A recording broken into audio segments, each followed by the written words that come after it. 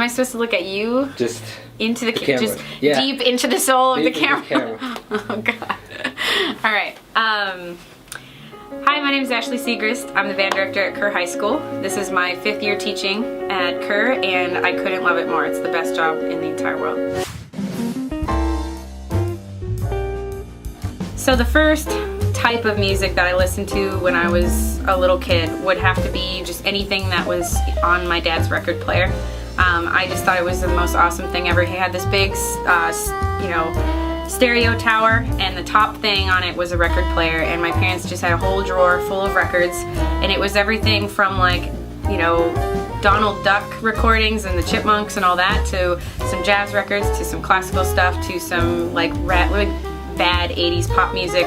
And I listened to pretty much everything that they had in it because I think that was probably the most impactful childhood music experience I had, mainly because I think that was when I found out that music actually really does make you feel something. Either you hate it and you don't like it and that's a feeling, or you love it and you want to listen to that same song on a loop. I think that that's when I really started to realize that music changes how you feel. Your emotions can change because of the music you listen to. So, I grew up in Green Bay, Wisconsin, far, far away from Texas, and I think that that's definitely influenced me. Being from the Midwest is special. We are all extremely nice people, almost too nice. Sometimes people don't know when to actually just speak directly to each other. But it's a really nice community of people that care about each other and focus on the good things in life rather than the bad. And when I was in school, I think that I had a great band experience because of that, kind of upbeat community of people. I had an amazing jazz band group of friends, and that was who I hung out with during college or high school, and then, of course, in college, all my friends were music friends. In Green Bay, we'd have a few different community parades, and I think that when I was in middle school or even elementary school before I started band, when I was, young, I remember watching in the holiday parade the bands go down the street of the 4 different high schools in our area, and I remember knowing and memorizing what color each of the bands were because I knew that West High School was purple and East High School was red, and I remember just being excited to watch each band go by and kind of counting on my fingers how many bands that was and how many more bands I would get to watch. And I remember even just back then being really amazed by how everybody would just get up and dance because the marching band was going by. So I think that that was definitely a huge influence. Where I live definitely impacted. My dad and mom were in band, but my mom was a twirler. She twirled and was the drum majorette in the band in high school. My dad played flute just to be closer to the ladies, and he also played guitar for the ladies. He would let me have a little pick for the guitar, and he would play a song, and I was allowed to go up to where the actual, where you tune the strings up in that little area above the fret, and he would let me just ring on the same little chunk of strings over and over again to a beat, and that was my job while he played the song. So I always had music in my life. I didn't realize that it would have that much of an impact, that it would choose a career in music, but my parents played a role, my community played a role. I think being from the Midwest makes you a unique type of person. Okay, growing up, I had a lot of different things I did in my spare time, and I think that that made me the kind of person that feels like you always have to be doing something. The most surprising one that people probably don't know about is that for about 5 years I did competitive BMX bike racing.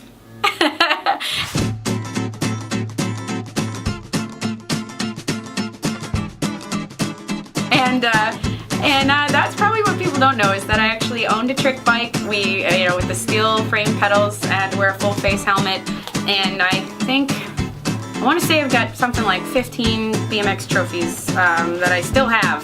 Well, I don't know, I probably need to get rid of them, but it was a really fun experience. I was only one of 6 girls involved in it, which I liked a lot because I didn't really love to hang out with girls, and it was just really fun. It was extremely competitive and totally unique, and I think I liked that it was unique. I also was a soccer junkie, and I still am. I absolutely love soccer. Played soccer from the time I was 7 years old all the way through into college, and it was just a blast. I love the game because it's fast-paced. Growing up in Green Bay, Wisconsin means you have to be a Packer fan, and I love football, but I would play football and kickball in the neighborhood. I was one of the first people to come into my neighborhood, and we had just a few other families, and they all had boys. So I hung out with a lot of boys, and I think that that made me comfortable in my own skin as a girl, and then later as an adult woman, that I was able to be very comfortable around guys and be in kind of that man's world situation, which ended up being great as a female high school band director later in life. I think the reason that I got interested in becoming a band director when I was trying to choose a career is it actually just starts with wanting to be a teacher. When I was a freshman in high school, I had some fantastic teachers, just generally speaking. I had a science teacher that was just so incredibly passionate about science and would do science experiments in his own free time and things, and I think that just watching him love what he did, what he was doing, made me inspired by his passion. I had a social studies teacher who really did a great job relating boring history stuff that I probably would have forgotten to like our lives as teenagers, and he did such a good job relating to us that he really impressed me as a teacher. And then I had an English teacher who was the same. She just related to us as teenagers on a great level and made it fun to come to class every day, and I think that I was so inspired by them and watching them be passionate about what they do that it made me want to be a teacher. It wasn't until probably my senior year in high school, though, that I decided to be a music teacher and go for band and make that my life, because it was one of those situations where you're trying to come up with your major for college, and I just could not see myself not sticking with music. I just couldn't imagine a world where I wasn't still in high school band, and so best way to stay in high school band forever is to just teach it. So I was really lucky that my parents were so supportive of my decision to become an educator and to go with music. I think I was such a music junkie in high school that it just made sense. I don't think my parents could have seen me doing anything else either, and I think that they felt really good about the fact that I was going to be a teacher. They've always respected the teachers that they had, and they talked really highly about their teachers, and they always trusted my teachers when I was a student to be, treating me well and to be teaching me the things I needed to learn, and they always instilled this belief in me that teachers were important and that they knew what they were talking about and I should respect them.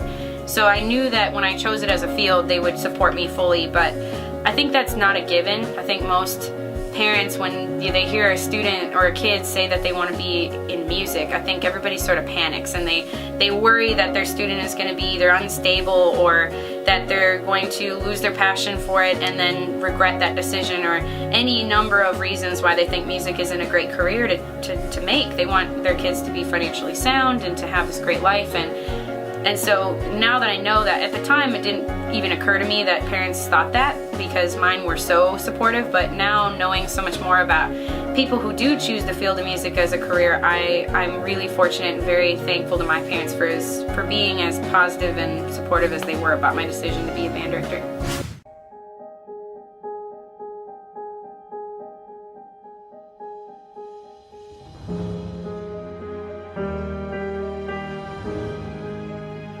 So, how did I get the Kerr job? It starts with a kind of crazy move down to Houston. I got married in college, which everybody thought I was crazy for, just because, that's kind of that irresponsible thing to do, I guess, while you're still in school, getting married and all that. But yeah, I didn't care. I wanted to get married. And so we got married. We still had to do student teaching, and we were super poor for that first year. We spent all of our money that we got from the wedding. We saved it until we knew we were going to move to Houston, and we used all that money to get down here in a U-Haul truck. We fit everything we had in there, and we drove down to Texas. And the reason we drove down to Texas and not any other random state was because my brand new husband got this awesome opportunity to go to Rice and get his master's degree there for music. It was one of those life-changing experiences. You had to take it. So I figured, you know what, I can teach anywhere. Let's do it. So we go down to Houston, and I knew he was going to be teaching at Rice, so I started applying to jobs all around the Houston area, kind of just sort of put Houston on a map and drew a circle around it and said, okay, any job that becomes available in this diameter of this circle, I'm going to try to apply for. I really, really wanted to get a high school band directing job because I feel like I relate really, really well to that age group. I feel like I can do a ton of good to get them ready for adulthood, and I love being able to perform with students at a more high musical level. So high school is always the goal. Middle school is fun too for a whole different slew of reasons, but I knew deep down I was not cut out to be an elementary teacher, and I just wanted to try to focus on that high school dream. So I started applying for all sorts of jobs, and that was in June when we moved. July I had my 22nd birthday, still didn't have a job. We had long since run out of money. That was probably the scariest thing ever, being newly married and having zero cash. So we got a credit card, started using the credit card to buy groceries and pay rent and terrible things like that, because it's the worst thing you want. You don't want debt when you're brand new married or ever. So finally, August came and I had applied to 60 jobs. And I thought, oh my God, I'm not gonna get a job. I've got this degree and I've just worked my butt off for 5.5 years, and I'm not gonna get a teaching job. And that's a hard thing to deal with. I thought, how can I go to something else? I don't wanna do anything else, I wanna teach. But in the end, we were super broke and I needed to make some money. So I applied to Starbucks. And I got a job at Starbucks because of my experience working in a deli at a grocery store. So I go into Starbucks, I do my interview, and he says, why do you want to work at Starbucks? And I said, I don't. I said, I don't want to work at Starbucks, I want to be a teacher. But I need to make some money, and I've always loved coffee, and you know what, if I have to wait and be a barista for a while at Starbucks and kind of make ends meet for a while and try the teaching thing next year, then that's what I'm gonna do. And he was really cool about it. He respected it. He said a lot of the people in the Starbucks staff were in the same boat, and they were just kind of waiting it out till their dream came true. So I started at Starbucks. I literally worked one shift at Starbucks. One! I think I made a cappuccino, an Americano, and let's see, what else? I think that was it. Yeah, that's the only two I know. Oh, and just a latte. Yeah, so I made 3 different drinks and went home that day and applied for one last job that popped open. And it was the Kerr High School job. Had no idea what Kerr was about. It was just a job that opened, and I applied for it, thought there's no way this is gonna happen. Just like the other 60 applications, it's not gonna happen. But I got a call.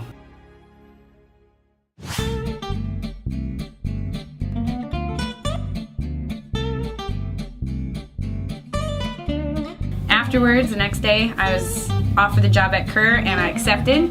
And immediately they said, awesome, we're so glad to have you on the Kerr team. By the way, your band hall is flooded. And that was an interesting start to the year. So in my first year teaching at Kerr, it was a roller coaster, emotionally, physically, just everything. Trying to balance this whole new thing of being a working woman and having a career was unique, new to me. You know, people tell you how it's going to be when you're a full-time employed adult, but you don't really quite know until you're really in it. I would say that the big thing for me that was the hardest thing to get used to was the fact that when I started working at Kerr, I was literally only 4 years older than the seniors. And you know, when you're 22 years old, you have to do a lot up front, right away, to establish the type of person you want to come across as. What type of personality am I going to have as a teacher is the big question. And that's a hard thing to do when you've got 18-year-olds sitting and staring at you and you're only 22 years old. Some of the seniors had older siblings that were older than me, and it was a very interesting dynamic of trying to make sure that you won their respect, earned their respect, and I thought that was very important. I didn't want to be a teacher who came in and was buddy-buddy with all the seniors, and I definitely didn't want to be a teacher who came in too hard-fisted and wanted to just, be this dictator either. It was kind of probably the hardest thing to grapple with when I was first teaching, is trying to come up with that relationship, especially with the older kids. And having a band director before me for 3 years, and then in their senior year getting a new band director they didn't know. I tried really hard to be sensitive to the fact that I was this new person, they didn't know me, and I worked really hard to build relationships even with the students I knew I was only going to have for a year. I think that's the hardest thing that I tried to do, and I think that I handled it as best as I could, and I still keep in touch with some of them today. I think it's really important that you keep your passion alive if you're going to be a successful teacher, and that is truly what inspired me to become a teacher in the first place, was the teachers that were passionate about what they did. That was the whole deal. They won me over with how passionate they were. So for me, it's truly probably the easiest part about being a teacher is staying passionate. I try to do that every day by looking at the kids like adults and not just something that I need to manipulate or, teach. It's more about, being together in the learning process. So for me, the passion comes from learning about the students and investing in the students. I also think that keeping my passion alive is partly responsible for the fact that I still play my trumpet. I know a lot of band directors that don't ever touch their instrument again once they start teaching, and I think that's a super sad thing. Playing my instrument was what got me passionate in the first place, so to give it up, I think a little bit of you dies as a music teacher if you stop playing. So I'm really lucky that I've had trumpet players that are students of mine that have invited me to play trumpet with them. I try to play trumpet every day before jazz band at like 6:15. I don't get up every morning for it, but most mornings I try to, and it's a blast to play with the other trumpet players and watch them get better and keep my trumpet chops going. It's a blast. I think that helps with the passion. And the thing that I love the most about what I do is going to work every single day with the mentality that I want to make the kids better people every single day. When they leave my doors to my room, I want them to feel like they are better than they were when they came in. And if I can do that even for a couple kids a day, every day, then I'm happy to do what I do. And when they graduate, it's probably the hardest thing ever for me, because the nice part about being a band director is you get to be with these students for 4 years. Most teachers, they're lucky if they get them for a semester or 2 at the most. And I think the fact that I get to know these guys over 4 years and watch them literally transform over a 4-year period is what makes it just so much fun every day.